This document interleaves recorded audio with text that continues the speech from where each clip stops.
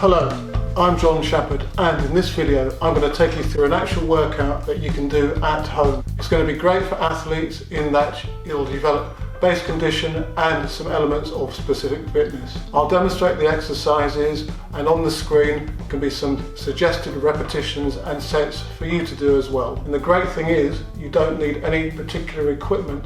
Unfortunately, as you've seen in some recent videos, I'm going to have to demonstrate the exercises, so best of luck to me with that. Most of them are complexes of exercises, supersets in fitness terms, where you're combining 2 to 3 exercises into a continuous workout set. So they're quite demanding and you need to work to your own level of fitness. And if you point out any flaws in my own technique when I'm doing them, leave them in the comment section below. You need to warm up before you do the exercises, so some jogging on the spot, running up and down whatever space you've got available will suffice, and then you can do some light stretches, some activations. So let's get on with the supersets. This superset combines press-ups, a plank and hamstring curls. So perform a press-up, lower into a sort of plank position, and then do the hamstring curls.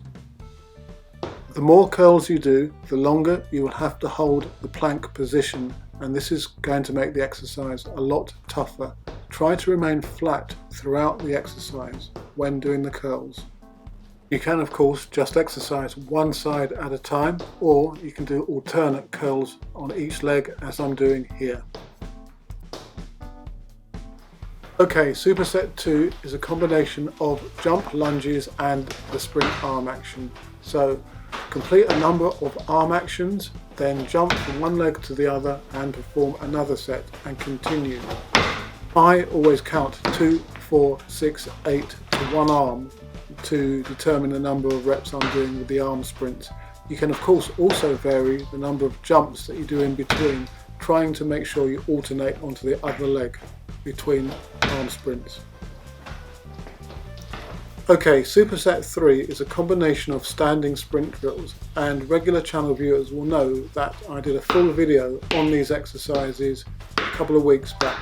The first exercise you saw required a balance in sprint posture with the arms being moved as if sprinting. Then it's continuous leg cycling.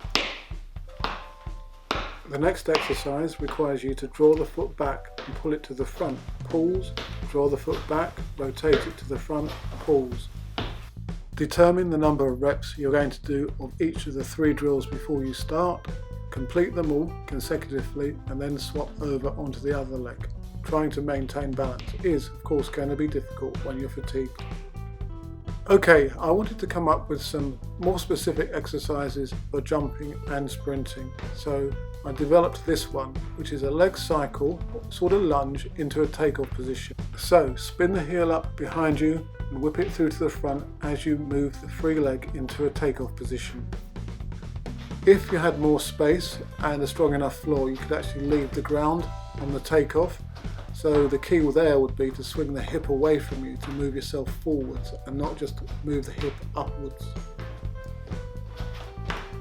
And just showing what you can come up with, this is more akin to the actual long jump and taking off at speed. So arm action and then step forwards into a takeoff from a lunge position. Decide on the number of arm sprints you're going to do and then keep repeating, say 20 arm sprints, take off. What happens if you do it the way I'm doing it is that you'll go back onto the other leg, so you'll alternate the legs with which you take off from. You'll do that by taking the free leg back on the takeoff. Okay, so the next superset combines marching and a takeoff, and in fact it's a drill that we do at the track when we're doing takeoff sessions to get ready for the positioning. It works on the 3 steps coming into the board. So you can see how to do it. It's march, march, march, then right, left, into the takeoff. Vary the takeoff leg for the drill to get a balance to make it more of an actual workout rather than a technique session. Again, if you had more space, you could do this drill so you actually took off and travelled a metre or so forwards.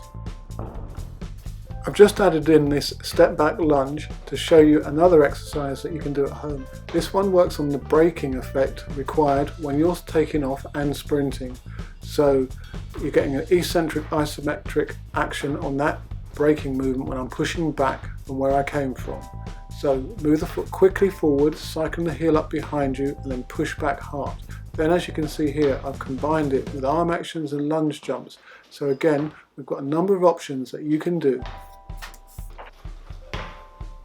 If you wanted to make the superset workout more difficult, instead of resting between the supersets, you could do squats, and here are a couple of versions that you can do. So we've had normal squats and now we're going up onto the toes, and of course you could even jump off of the floor, which would make another superset. With a little creativity, you don't just have to do squats and press-ups and crunches at home. Thought for a bit and then experimented with various movements to come up with these exercises. You'll probably be able to come up with a few of your own with thought, but with the ones that I've come up with, do try them out first to make sure you know how to perform them before you do them as part of a proper circuit.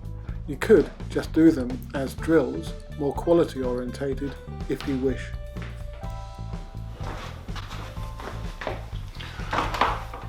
So hopefully you'll get the idea from what I've just showed you, and just doing the demonstrations and immediately just coming and chatting now. To sum up, you can see that it's left me blowing. Now of course I'm a coach, not an athlete, I'm reasonably fit, but you can see that the intensity and the specificity of the exercises will get your heart rate up, and the movements are actually quite dynamic. Everybody stay safe and good luck with your training, and do subscribe.